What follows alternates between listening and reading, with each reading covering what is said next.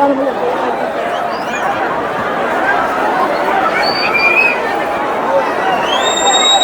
sa Idol Jomer, oh. Talagang busy ang vlogger natin. Talaga naman. Busy yung idol natin.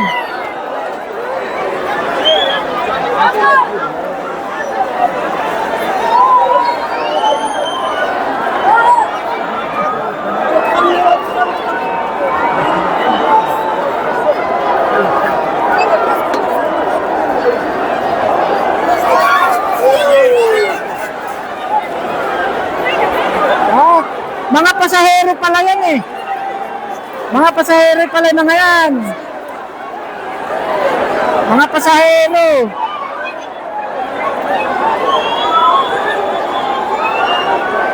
Natabi natin yung pulis eh.